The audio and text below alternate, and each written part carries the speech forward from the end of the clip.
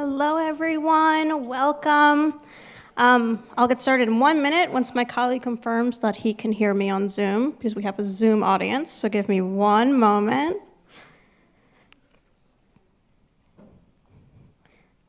Okay, perfect. He said yes, good. Okay, grab my stuff.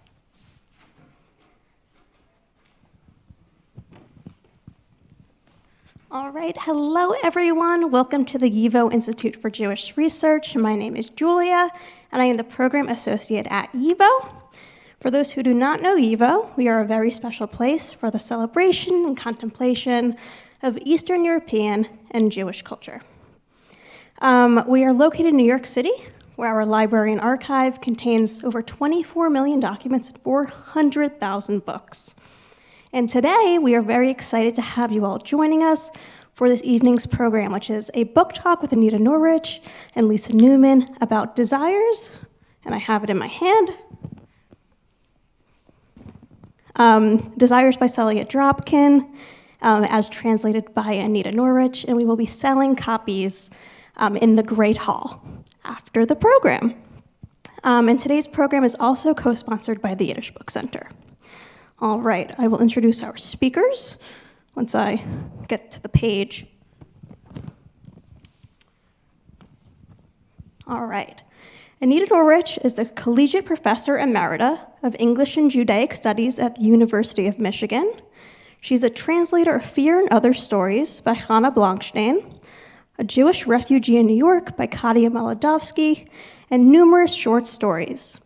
She's also the author of Writing in Tongues, Yiddish Translation in the 20th Century, Discovering Exile, Yiddish and Jewish American Literature in America During the Holocaust, and The Homeless Imagination in the Fiction of Israel. So many pages. Joshua Singer. She translates Yiddish literature and teaches lectures and publishes on a range of topics concerning modern Jewish cultures, Yiddish language and literature, Jewish American literature and Holocaust literature. And she will be interviewed by Lisa Newman, Director of Publishing and Public Programs at the Yiddish Book Center and Director of White Goat Press, the Yiddish Book Center's imprint. So thank you all for joining us, and I will now welcome Anita and Lisa to the stage.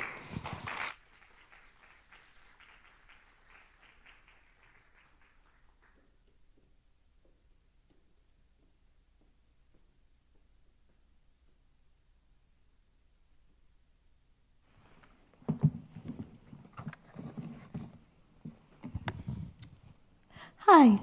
Thank you, Julia.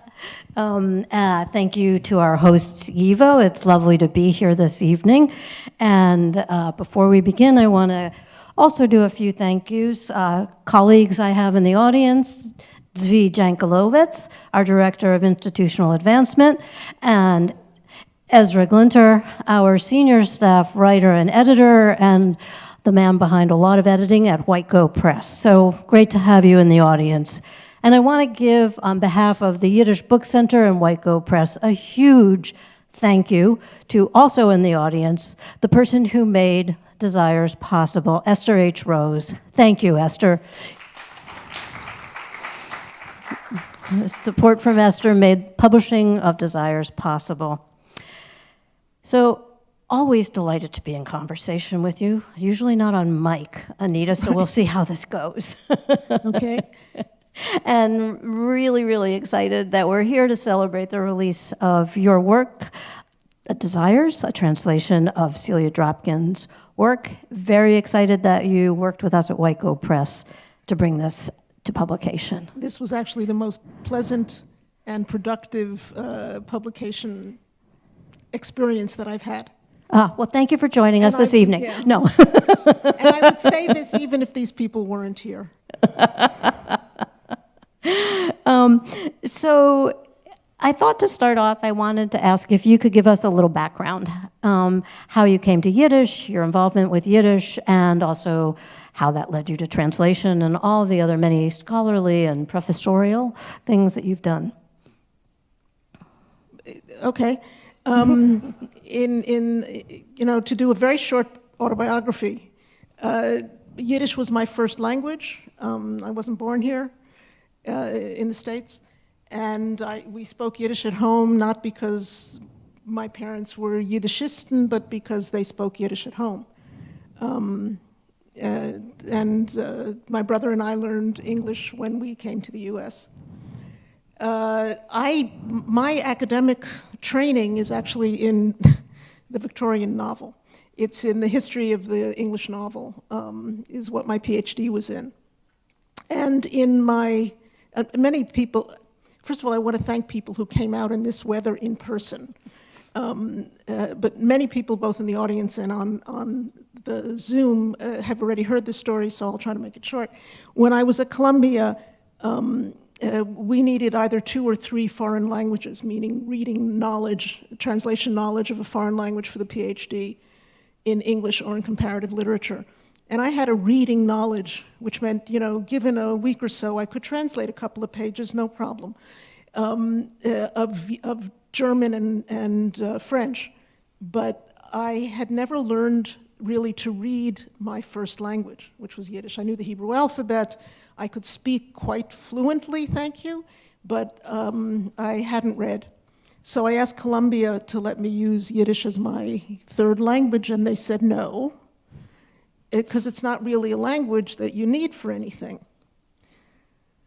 So, to sort of shorten the story, I finally, with the advice of my advisor, who was a wonderful woman, said that I was going to do one of my minor oral fields in the history, in Yiddish novels, at which point I had read exactly 0 of Yiddish novels. Because I figured I wouldn't have to do it. I could just tell them I was going to do it. They'd give me credit for the Yiddish, and we'd move on. And I learned to read by learning to read. That is, again, many of you know the story. By, schlepping up to the Bronx to my father, who would sit and read with me, with his finger, and I would follow along until I was able to read, and he could follow along. And it turns out that there was a literature there that I had never been exposed to, and it was wonderful. It was interesting. I did do a minor field in the Yiddish novel, and that became a major field. And when I got this job at Michigan, there's no secret in telling this to this audience, I think. In order to get tenure, you have to do certain things, and translation is not one of them. It may be now, but when I was starting out, it was definitely not. So I wrote critical works that got me promoted. I know that sounds crass, but it's absolutely true. And at some point, I decided I'd had enough. The academy was changing, and I wanted to translate. And I wanted particularly, this is the other part. I'll stop in a minute. The other part is, again, as so many people know, I had always, when I started reading Yiddish, I got a list of, the 150 books you must know in order to claim to know anything about Yiddish literature. And there wasn't a woman on them. And I thought, well, that doesn't sound right. I had been studying English literature. I know that women wrote. I know they wrote in French. I know they wrote novels. So when I moved back to New York, when I took early retirement from Michigan, I had an NEH grant, which let me sit upstairs and look for girls' names and then see what they wrote. So each of these books that I've translated so far have come out of that. And there's a long list to follow if anybody's looking for something to do, anytime soon. So that, for me, begs the question, could you talk a little bit about how Yiddish translation has changed since you started working with it, both in terms of the literary gems that are being unearthed, not discovered. We know this. This is a whole other conversation. But it has changed. And also part of that conversation that you and I have had over the years is also we talk about the canon, we identify writers as women Yiddish writers rather than Yiddish writers. So what have you seen, looking back a little bit at that, in terms of where we've come in the last many years and where you think this is going? You know, the famous line is, I predict the future but not the past. You know, I'm not sure what to say about where it's going, but where it's been is wonderful. There are many more people capable of translating Yiddish now and doing it. I think one of the main lessons that I've learned and that I've tried to convey to my students when I had them was that it's possible to learn Yiddish from the Aleph base and get good at it. I mean, it sounds like an obvious thing, but there used to be much more of a mystique around Yiddish and who had the right to translate it, who had the credentials to translate it. I never faced this because I had the translations, the credentials by birth and training, I suppose. And it does present certain challenges. I think the main one is about, I think the main one is the question of idioms. I see a lot, not from this crowd or anyone trained in any particular way, but I see a lot of translations that really don't understand idiomatic Yiddish and translate it literally, and that's sort of criminal. On the other hand, I see a lot, criminal may be exaggerated, but it's not good. But on the other hand, I see a lot of really good translations by younger people whose Yiddish is not native and who learned it. In terms of, you know, the canon, I've argued this ad nauseum, I think. I don't think that we can reasonably talk about a canon of Yiddish literature. Canon requires institutional powers that create it, a school system that creates it. I'm not going to say it, the national borders that create it or international borders that create it. But Yiddish has had a wide expanse of schools, but it's never had that presence. And the canon, such as it has been, has consisted of, you know, for a while, the canon was the big three. Mendele, Shalom Aleichem, Peretz, we're done. And it was the same challenge as happened when I was in grad school with the big three. You know, it was Chaucer, Milton, and Shakespeare, and then we're done. Well, we weren't done. And in the same way, we're not done now. The reason that I wanted to focus on women was because they were so not focused on, and because there was this myth that they hadn't written novels, because they weren't part of the society in the same way, because they didn't have the same expansive view. They had a different education than most men, but they also had a much wider education in literatures of Europe, in world literatures, in a way that men didn't necessarily have until they went out looking for it in a more deliberate way. I think to say that we're not finished is one thing that I would say is very exciting right now for White Goat Press. I mean, I can say this personally and professionally. What's coming our way is really just deliciously wonderful, right. Surprising, and it's just a great time to be trying to get all this work out there as fast as we can, but as well as we can do it.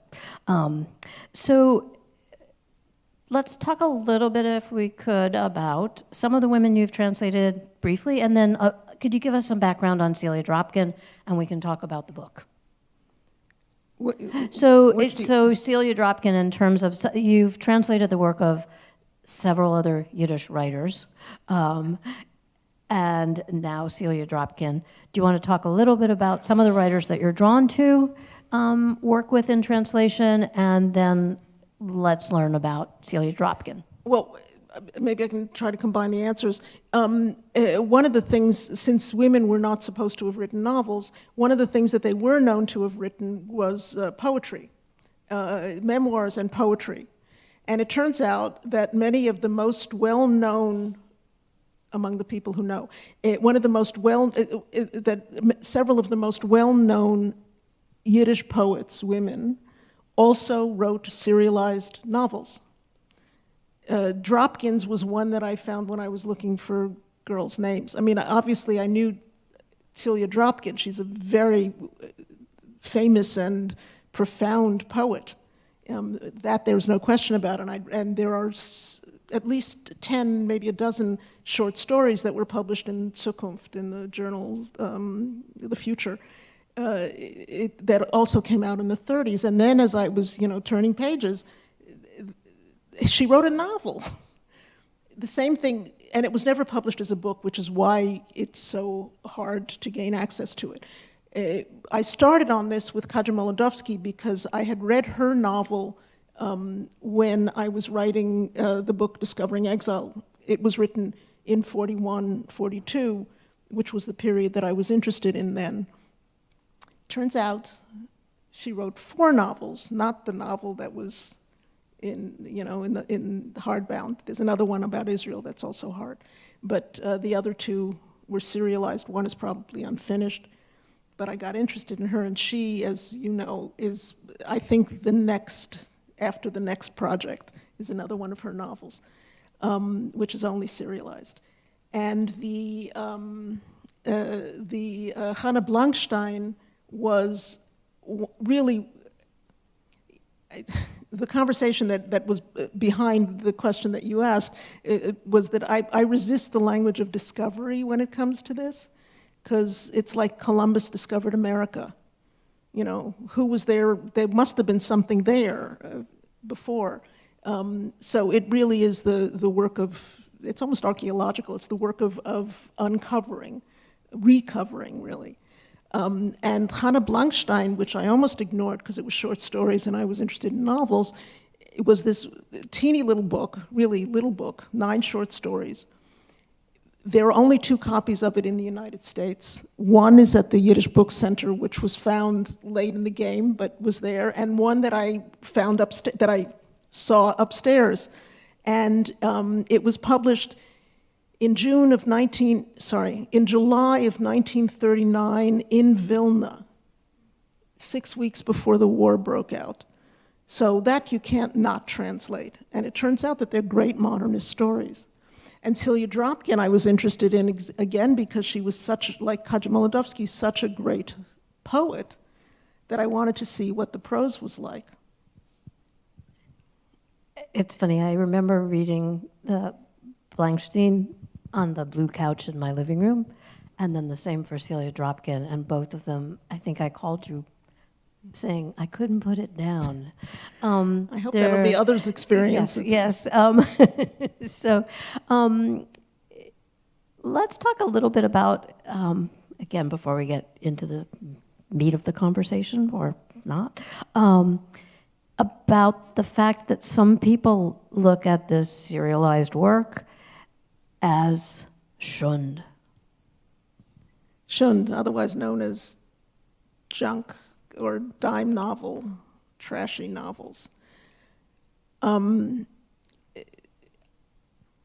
don't actually know what that word means in practice, and I'm very reluctant to label anything shund.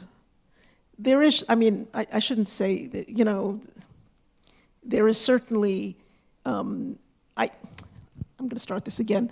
I think of shund to the extent that I think of it, the way I think about kitsch, right? What's kitsch? It's infinitely reproducible, and you don't have to think too much. That's really, it's Velvet Elvis. You know what it is, you're not going to give an analysis of it. And there are works out there that are churned out that have been, I'm not going to name names except for Schomer, that have been churned out in multiple iterations that basically are like Harlequin romances. You know, here's the formula, they have to do X, Y, and Z, and it's infinitely reproducible, and you don't have to do much thinking. None of the women that I've been reading who have been, I won't say accused, who have been, where it has been suggested, you'll notice the passive voice, it has been suggested that they wrote shund, you know, they wrote for money, they wrote romances, they wrote things about feelings. That's what happened to Celia Dropkin. You know, she wrote too much about her feelings and also too much about sex. You know, it's not nice. And that was really the dismissive response to her, although Dropkin was also a very well-known poet. She hung out with very well-known poets, including Anna Margolin, with whom she was in correspondence, whom I know many of you know, and with the Inzuchisten, the introspectivist poets in New York, although she was never really fully one of them. But she only published one volume of poetry in her lifetime, and then her children, 5 children, republished it with some of her short stories. But her novel, I won't say it was undiscovered. I certainly didn't discover it there, you know, but it was not taken into account at all. And one of the things, frankly, I probably shouldn't say this until you've read the book, but so I'll say it a little more discreetly. One of the things that I was worried about with this book was that it would be called shund, because it's about, well, it's about the things you're not supposed to write about. It's about multiple affairs and you know, desire for sex, and you know, it's not nice in a Yiddish novel, has been the myth. So you recover this. Curious, when you saw it and you started to read it, what about it begged you to translate it? Was that immediate, or did you kind of find your way into it and then suddenly decide, I need to do this? Somebody's cell phone. Somebody's phone? Yeah. I mean, the honest answer, you know, I could give you a more elaborate answer, but the honest answer is I translated because it was Celia Dropkin who wrote a novel. I mean, that's worth it in itself. And I should also say, one of the things that's changed, I think, fairly dramatically for me, is that certainly with the first 2 translations, the Molodowski and the Blankstein, I wrote fairly elaborate introductions that were critical introductions, right? I'm a literary critic by profession. And then I mean, we've talked about this, and then I thought, you know, I don't want to tell you what the book's about or what you should find in it. I don't mind telling you who Celia Dropkin was, because you may not know. And I'm happy to say some of the translation issues that I encountered, and it was incredibly liberating not to have to write one of those critical introductions, but to focus on the translation and to let people decide what they think of it. I think it was worth translating. I'm hoping people will think it's worth reading. Yes. Okay. It's compelling and it's surprising, and as I said to you when we spoke about it, one thing that was so immediate for me was the way that Dropkin kind of flips what's a typical narrative. Usually the woman is not in the stronger of the 2 positions, and also that sort of internal dialogue that goes back and forth between the 2 characters. You're in the head of the woman, you're in the head of the man. And it's really, I mean, it's compelling, it's brilliant, you just go along with it. That's, that's one of the things that I'm fascinated by in many of these novels, and this one certainly included, which is the focus on interiority, on what's going on in the feelings and in the head of various characters, and how that is in narrative presented, right? How that's presented in narrative.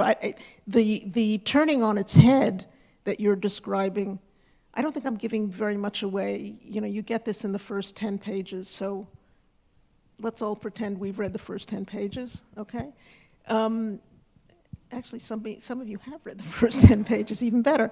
The central tension in the beginning, the central tension in the novel is about this woman who, in Yiddish, the novel is called Die zwei Gefühlen, two feelings, who has these two conflicting feelings. She loves her husband, who's a wonderful, upstanding, good man, but the sex is much better with her lover. And she loves him too. So now what do we do? Well, one of the things that we do is recognize that that's a human response, that, stuff happens, including that. And, the husband who doesn't understand this at all, turns out to learn a little bit more about it. This I won't give away as the novel goes on. So all of the characters in the end have split feelings and come to some kind of resolution or not about them. And with each of the characters, we're inside that character's mind. I mean, that's modernist literature, right? I mean, it's not like she invented this technique. Flaubert maybe invented this technique, but that's... It takes you along in a really interesting way. It's also hard to translate, but... I would think so. So let me ask you about the work of translating it and the way in which you sometimes include transliteration, and how hard was that, and what was behind those decisions? It wasn't hard in this book because I had sort of worked out a way of doing this with the Molodowski book, which also used a lot of English. So these characters are either speaking in the Yiddish book, they're either speaking English because they've been here a while. This is 1934. They're not first generation. Some of them are well educated. They're businessmen. They're, musicians. They're in the world. Sometimes they're speaking English, sometimes they're speaking Yiddish, and it's not clear always when each one. But what creeps in to their English are Yinglish, sort of Yiddishized words. What creeps into their Yiddish is English transliterated into Yiddish oisius, into the Yiddish alphabet, which some think of as the Hebrew alphabet, which is okay. But it's transliterated, and I wanted to transliterate it back into funny English, right? And the real purpose behind that was to convey the kind of multilingualism that is at the center of Yiddish, and therefore of Yiddish literature, right? That is, you can be, in my thinking, you, the reader, can be a little uncomfortable with figuring this out. You will figure it out because it's quite obvious. If you can't tell that I'm spelling, I don't know what, give me a word, that I'm spelling cake as K-A-Y-K, you'll figure it out by the next sentence when I refer to the coffee cake, right? I mean, it's not rocket science, but it does give the reader the sense that this is not seamless, right? Actually, this is not American literature. It is not English literature. It's Yiddish literature in translation. And I wanted to keep that sense of translation and multilingualism. And to give the English reader a sense of what the Yiddish reader might have been encountering. And you let me do something that I was very, very, very, I guess insistent would be a correct word, but you didn't fight, very clear about wanting, which was, this is a serialized novel. It was published over, I don't remember, 64 or 63 installments daily in the Forverts. and it stopped, some of the entries stopped in the middle of a conversation because the Forverts ran out of room and it was time to move on to the next article. But I wanted the reader to encounter it in the same way. This is what was written April 3rd, 1934. April 4th, 1934, right? So she didn't have chapter headings and I didn't put them in, and I just put the dates. Some people have found that confusing, I learned very recently, or maybe they're just not good readers. From March 30th to April 3rd, or March 31st to April 3rd is 3 days, and the text says 2 months later. So somebody actually wrote to me and said, you must have made a mistake, or maybe she did, not understanding narrative, right? That it may have been published 3 days later, but time passes, right? Suspension of disbelief. Time has passed, and they convey that. There are also some readers who have read it in this way. It'll take a long time, but read one installment a day, which I don't think I could do, but it's a nice thing if you do it. We should publish it that way and then send everybody a You page. said that at some point. So let's also talk a little bit, if we may, about the cover and the title. Oh yeah. So, And I'll just get out of arm's range. no. True Confessions, we fought about this a lot. I wanted the title that Dropkin gave to it, which was Two Feelings, The Two Feelings. And we were talking about, I taught at the University of Toronto last year, and Lisa asked me what I was teaching. And I said I came up with I had taught this course at Yale, and it's got a great title, and I can do whatever I want, which is the sign of a good pedagogic approach, right? And I said, I'm teaching a course called Desire in Yiddish Literature, by which I mean education, economics, politics, and romance and sex. Okay, Desire. And she loved the title. And I said, no, that's not the title of the book. And this is the, al chet mea culpa moment. You were right. It gets much more play, and it is about desires. It is about multiple desires, and it has what I think you or maybe David, somebody called shelf appeal, which was a catchy term in itself. And so I agreed to that on the condition that I can have the cover that I want, which I didn't get. I wanted to use one of Celia Dropkin's own paintings. Later in life, she became a painter, and there were reproductions of it on your website. We have some of those You paintings. have some of the paintings, and there was one that I really wanted, and Lisa didn't. And I think this is the 5th iteration of a cover you sent me, or the 4th or 5th. There were various others. And at some point, you can't keep arguing with Lisa. So this is not Celia Dropkin. I want that very clear. This is a painting that was done in the 30s by somebody else. I didn't know what it was doing on the cover. And I've gotten more compliments about this cover than about any other book I've ever done.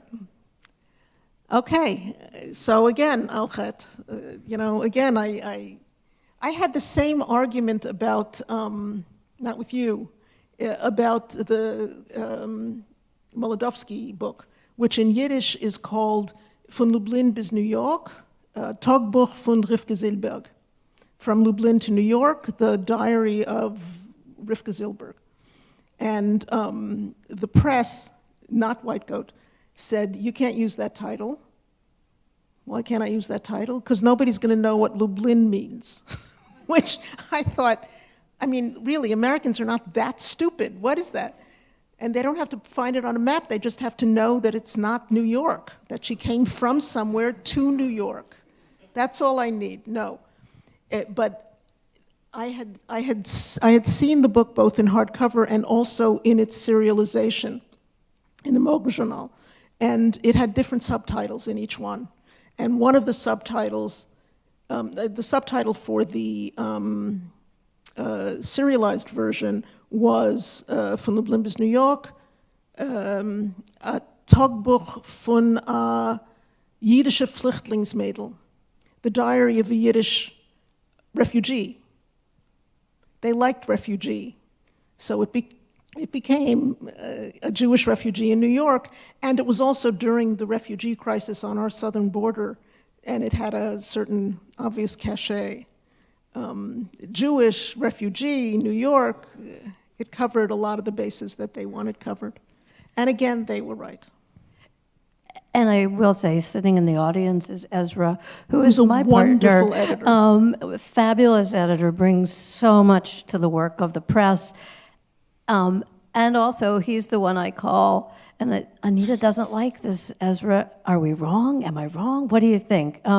So it's a process, and it's an interesting one, as is the process of translation and finding the voice of that writer. And I think it's something, honestly, that you do brilliantly. And bringing this novel out, I think, is, again, so interesting because it's unexpected.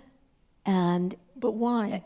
It's unexpected because everybody has a preconceived notion of what Yiddish literature is, myself included. I mean, the joy of working at the Yiddish Book Center has been that I've had an education in all of this. When I came, I thought everything was these quaint little folkloric tales. I think people, if I may say this, think that, the kind of eroticism, the kind of frankness that Dropkin brings to her work and these other women bring to their work is something that, was invented last year, but it's not. Even in the 30s, people had desires. I mean, Yeah. it's shocking to think about, and they had them in Yiddish. Men and women, I have to say. There's a lot, I mean, I was saying this to my friend Marion Kaplan, who's in the audience, this morning when we took a walk that was way too hot to be walking in.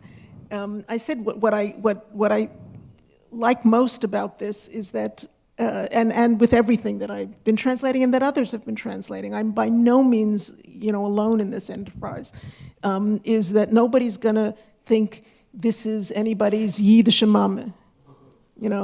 I wrote this to somebody. There isn't a single bowl of chicken soup anywhere in any of these works. I'm sure they exist somewhere, but they're not in any of the ones I've read or done. And also, if I may point to the audience, Carrot O'Brien, a brilliant translator, Yes. and also someone we've published, the same thing. The works that you have been bringing to our attention have such contemporary relevance and resonance. And this is what makes, I think, our work exciting right now, is that this was a really, to quote Ellen Cassidy, a mighty literature in a minor language. And it's really exciting to also be able to, and I'll acknowledge David Mazauer, our editorial director and chief curator of Yiddish Global Culture, who wanted to bring to everybody's attention that Yiddish was a young, vibrant, alive culture. And the only thing shocking about that is that it's shocking to some people. That is literally the only thing that's surprising in all of this, that it's a surprise. Really? In the 30s, in the 20s, even in the teens? So before we end the conversation, could I ask you, without having to issue a spoiler alert, just to talk about how you dealt with the ending? What do you mean, how I dealt with the ending of the book? What do you mean, how I dealt with it? Do you want to talk about the ending of the book at all or not? No. Okay. Well, no. We won't be I'll speaking say about a few that. words Yeah, about the okay. ending. without giving the ending away, Yeah.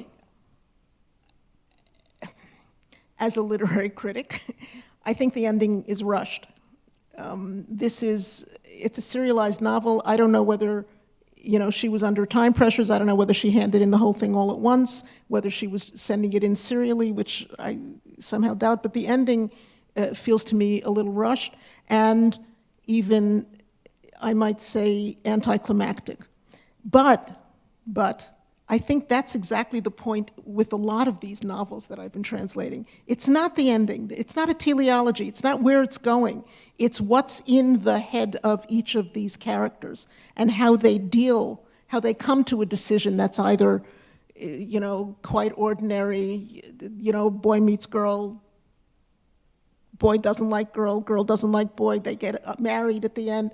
There's that story, but that's not, first of all, it's not a typical story for these works, but it's also, that's what I meant about the interiority. I'm interested, and I hope the reader will be interested, in what they're thinking. How do I resolve these two feelings that I actually have? I know I probably shouldn't. And Dropkin is, and the narrative is, I think, remarkably, not just uncensorious, what's the word I'm looking for? Non-judgmental, right? Non-judgmental. That's nice. Especially nowadays. That's nice. Yeah, it's... Are we done now? I think that's an aspect of the novel that... okay. He can't figure out how to turn it off. It's in all innocence. He can't figure out how to turn it off. It's a reality of life. To the two people who may not know, that's my brother. There will be a sibling conversation after. No, there won't. I think it leaves you, or left me, the reader, having my own internal dialogue. It prompts a lot of good stuff. Good. So I could ask you what you're working on, and then we could take some questions. Okay. I'm working on, okay. So there's a story. Some of you know the critic Chona Shmeruk, who was like the dean of Yiddish in Israel. And he once told me this story, that he asked Isaac Bashevis Singer once why he writes so much, why he just keeps writing story after story after story, Genig schon, it's enough. Why does he keep writing? And Bashevis, this may be apocryphal, knowing Shmeruk and knowing Bashevis, the whole thing may be apocryphal. But Bashevis apparently said, I get up in the morning, in the free, I eat my breakfast. What should I do for the rest of the day? And I kind of feel the same way about my translations now. I've been asked, this is now in press, I was asked by Koren Publications, which is in Israel and New York, and not New York, in the States, they want to do, and this is wonderful, they want to do a series of collected works of Yiddish writers in English translation. And for reasons I chose not to ask about, the publisher wanted to start with I.J. Singer, who was the subject of my first book. So I wrote introductions to those 3 volumes. They're like the New American Library, 3 novels in 1 volume, nicely done, but thin paper. And then it turned out, I had read all of I.J. Singer for the book, but I'd read him in Yiddish. When I wrote my first book, the tenure book.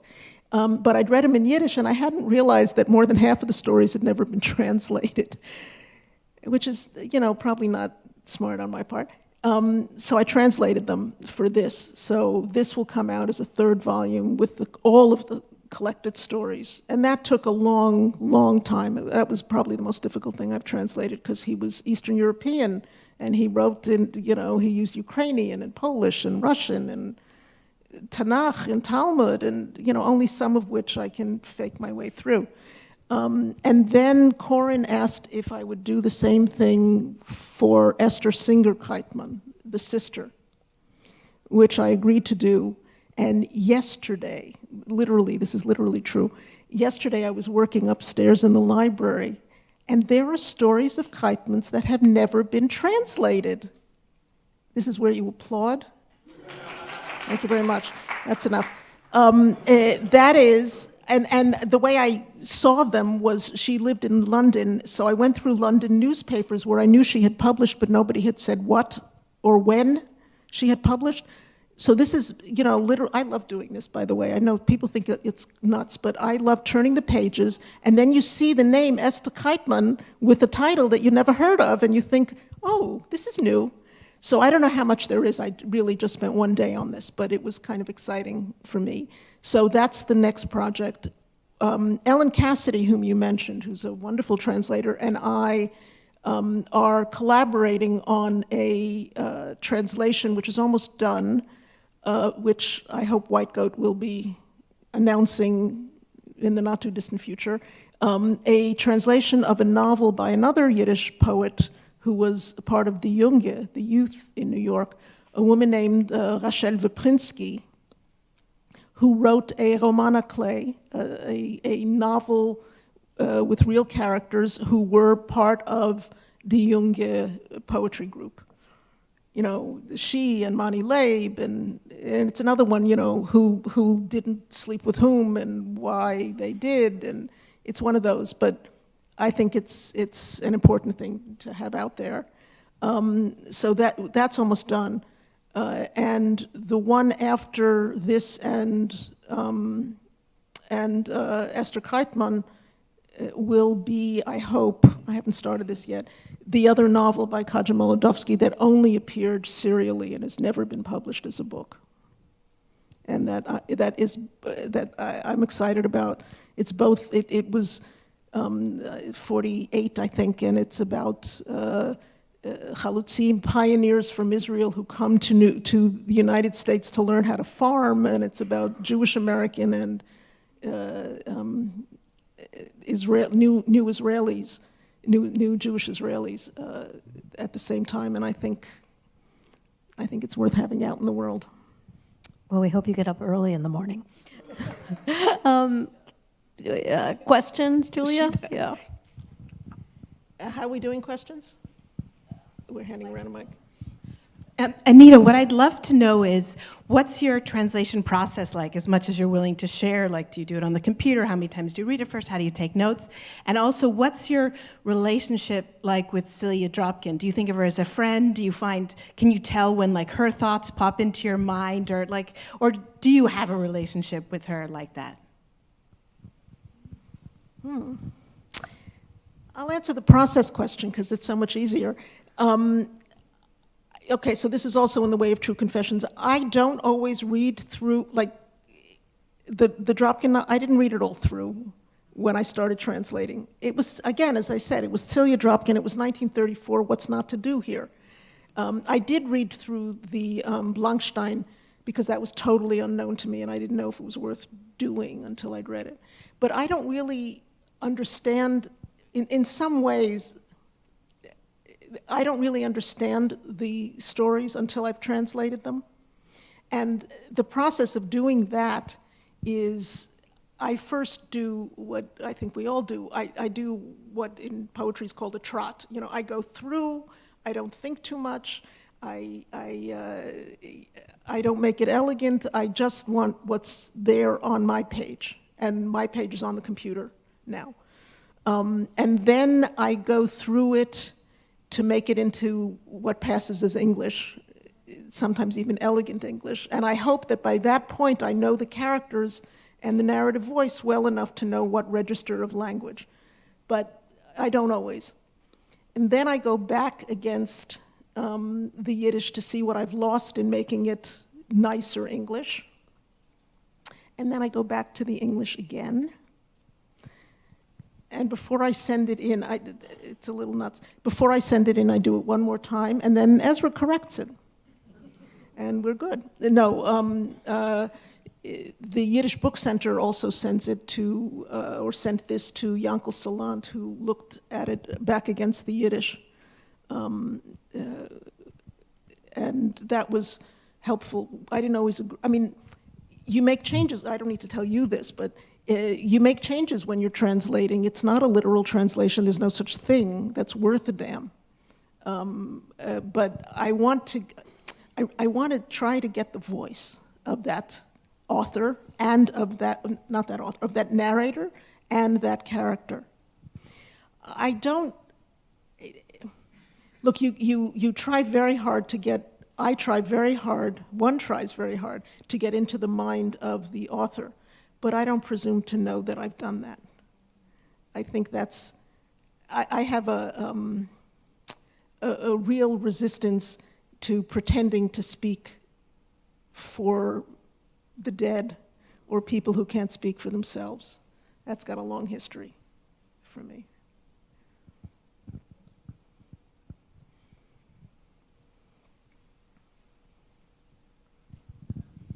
Among your many interesting comments was one about the lack of a canon in Yiddish literature. I was curious whether the writers that you translated or other Yiddish writers are in dialogue with each other, or they're playing against literatures from other nationalities, or just off on their own independently. Yes. Seriously, it's yes to all of those. They are very much in dialogue with one another, I mean, which we know both from textual evidence and from letters, you know, that they wrote to one another. And they are very, very well aware of contemporary literary movements that is also reflected in their writing. And one of the maybe not curious things about Yiddish literature all over the world is that, you know, everybody is the first. It's like, the French, après moi le déluge, after me, it's all over, basically, the floods, it's all over. Yiddish writers everywhere, particularly the poets, presented themselves in their titles as new. Jung Yiddish, Jung Wilne, Jung Warsche, the Chaljastre, the gang, you know, these upstarts. They always saw themselves as dismissive of what came before, and as having created something new, but they were certainly very well aware of what came before. And they were in sort of literary conversation with them. All right, before we get to the final few in-person audience questions, we have one from our online audience, which is about Dropkin's writing process with this novel. So it was written in installments. Did she write the whole novel and then cut it up into installments, or did she write it as it was being published in the Forverts? If I knew that, they would have to pay me a lot more. That's the problem. I went looking for the manuscript. I really looked, honestly, and I couldn't find it. And I couldn't, nor could I find, and maybe it's there, but I certainly couldn't find it. Could I find correspondence with Ab Khan or with anybody else saying, it's coming? I mean, I have that for some other authors. You know, with I.J. Singer, I have a lot of correspondence where Khan is telling him how to end his novel, and he's telling Khan to leave him alone. I know how to write. I don't have any of that with, and that's what I was saying before. I don't know whether she handed it all in at once. It was less usual to hand it all in at once, I think. But I really don't know. And as I said, the ending seems to me rushed, and I don't know why. I mean, I know why I feel that way. I don't know why it was rushed, if indeed it was.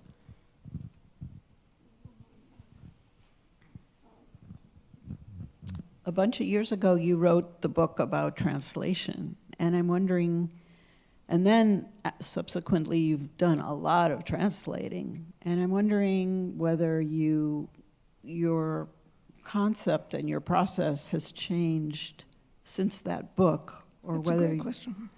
Very much so.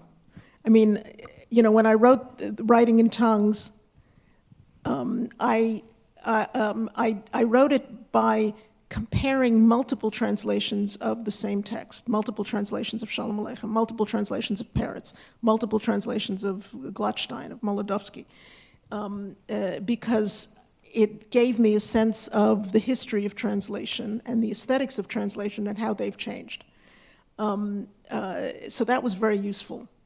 But, you know, it's like those who can do, those who can't teach, those who can translate, those who can't write books about translation. So once I had written a book about translation, I really wanted to try my hand at translation. And what's changed, it's a really interesting question, and maybe this goes back to the question about process. What's changed is that I feel a lot freer when I'm translating than I did. You know, I was an academic, I'm still an academic, and it says the two feelings. What are you doing to change it? Or it says from Lublin to New York. And I was staying, I didn't allow myself much liberty to change things. And it turns out, and this was especially clear with I.J. Singer, turns out Yiddish likes a lot of adjectives. Singer was in love with adjectives. There's a string of adjectives when what he's saying is he's tall. No, he's large, he looms, his head of hair is a beyond, you know, I'm a shrimp next to him.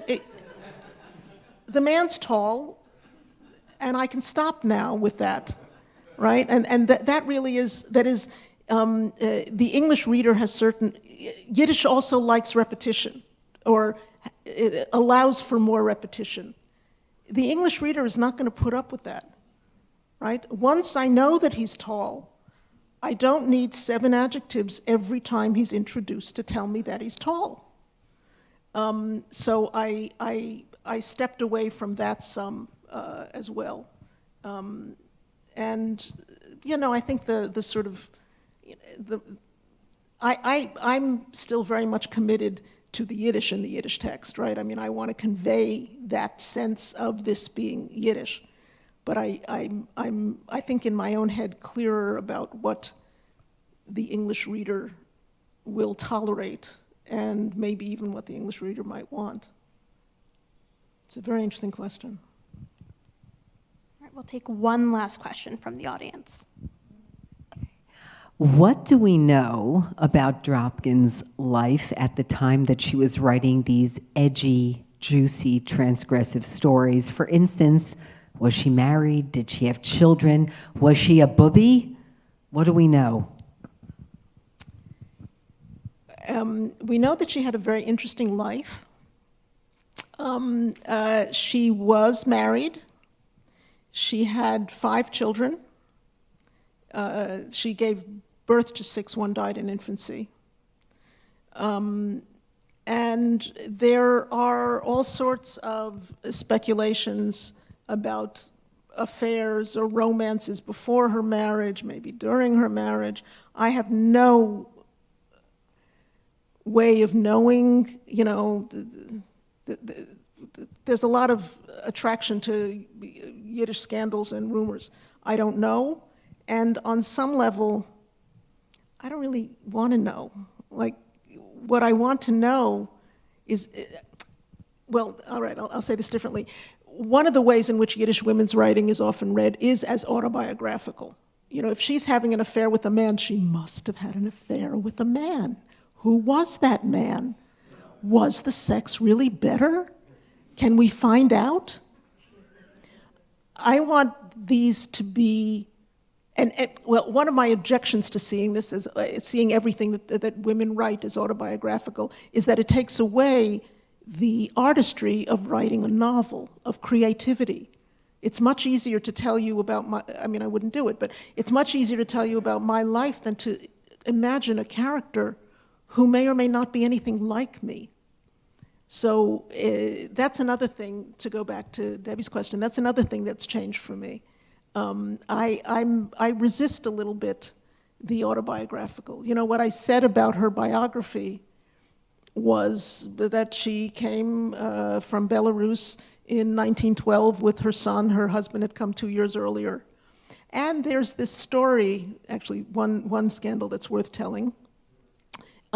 She had some kind of relationship with the Hebrew writer Uri Gnessen. some kind of relationship because it's not exactly clear. She followed him around. He had TB. Who knows what was going on there? What we do know is she began by writing Russian poetry. That was her first. When she came to the States, Russian wasn't, what was Russian here? Yiddish was what was hot. She came in 1912. So she continued to write Russian, but then she very quickly began to translate her own poetry into Yiddish, and then began writing straight into Yiddish. Uri Gnesin, meanwhile, took one of her Russian poems and adapted it into Hebrew without giving her credit. Yay. So, that's a scandal worth telling, but it doesn't appear in the book. Thank you. Thank you for your work in translation. Thank you. Thank you, Yivo, for hosting us. Really, thank you for coming out in this weather. I mean...